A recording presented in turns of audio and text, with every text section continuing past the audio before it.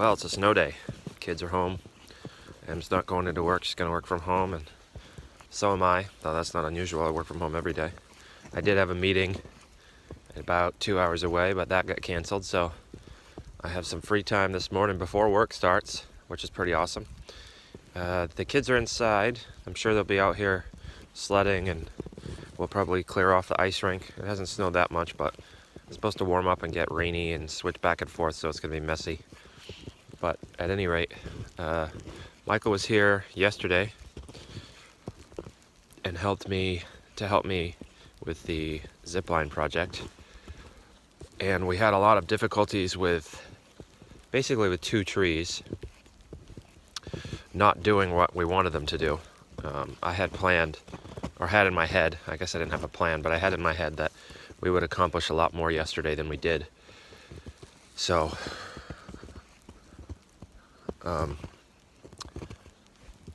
I'm actually glad he was here.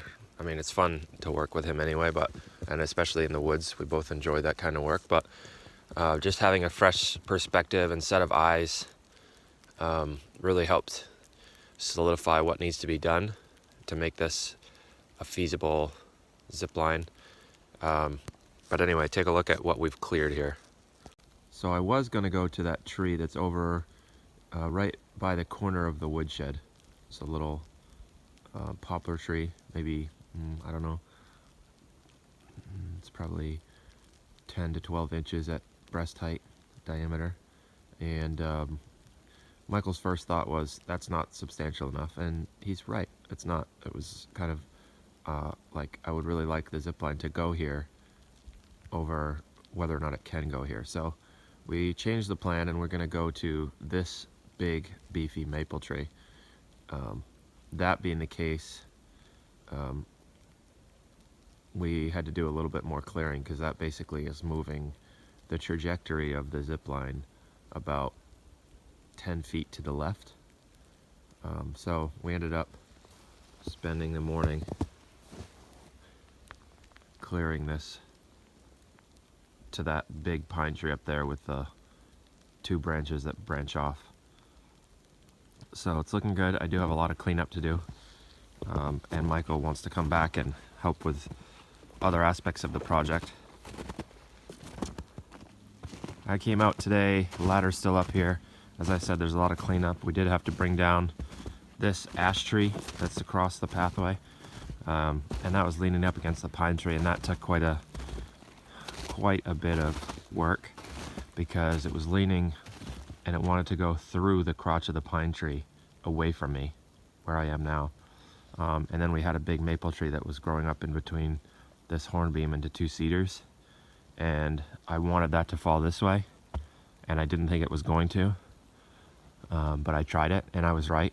It went exactly the opposite way and got my saw cinched up, but we had the 4-wheeler and ended up hooking a rope to it and going around that cedar tree over there and yarding it down, so it did go where we want to. And it's a nice straight tree, so we piled it up on this cedar. Hopefully I'll get my sawmill and I could turn that into boards before it gets rots or anything. I mean, there might be some good spalting, but anyway, that's out of the way. But I do have to clean up this, and then there's a 16-foot piece of that maple that was too heavy for us to move, so I'm going to try to figure out how to maneuver that. And then this ash tree is going to be firewood, because it's all crooked. Same thing with this pine tree. And I'm going to take down, I didn't want to, and Michael predicted that I would have to, and he was right. And I knew he was right, but that doesn't mean I want to. Take down that hornbeam and those 2 cedar trees, and then that'll give us, and probably limb out that little cedar on the zipline side, and that'll give us a nice straight shot down to that maple. But I'm out here taking Ziggy for a walk, and he's having a great time. And I figured while I'm doing that, I brought my tape measure out to get the measurements for everything for the platform. So, see if I can get up on the ladder on the snowy day. Ziggy! Not yet. Without killing myself.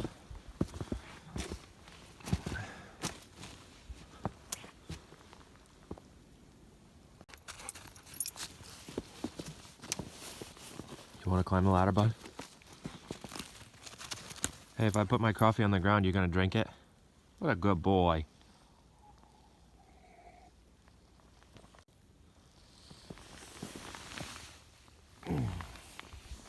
Don't drink my coffee.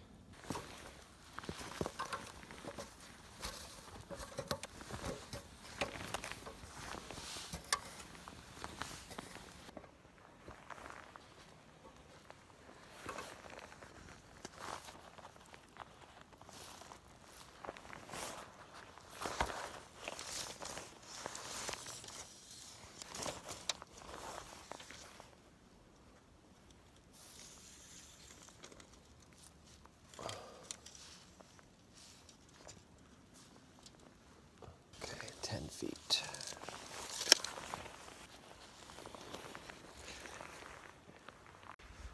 All right, so I can't really get up on the tree right now because of the snow. I was up here yesterday doing the cutting, and it was a beautiful day, and it was not fun. It was scary actually being on this, mostly because these two branches are parallel, so there's not much surface area to stand on, especially while I was trying to cut something right here and my feet were right next to it. So I'm definitely not getting up here in the snow, but I did measure. We're gonna put the platform, basically get rid of this little branch that was coming up out of the crotch, and put a couple of stringers across from one side to the other. We're gonna do one on each side, so, or maybe even two. A stringer here and then a stringer on the other side of the tree going over. And then we're gonna put our platform on that. And then the next thing we're gonna do is put a big beam up high, and the cable is gonna go through that. We'll drill a hole in the beam. The cable is gonna go through that, and then attached to that pine tree back there, nice and low, where it's big and fat. And then it'll go down the alley to that maple tree. So I definitely got to get rid of those cedar trees. But it does get narrow back there, and I can't, the stringers here on the bottom that are gonna hold up the platform are gonna be 10 feet. That should give me a little extra on each side. But the tree narrows again back up there, the crotch, the two branches come back together, and I can't get up there right now because of the snow. So I'm just going to assume that a 10-foot beam will be more than enough, and we'll just have plenty of extra. So that gives me the information I need. Time to get Ziggy for a walk.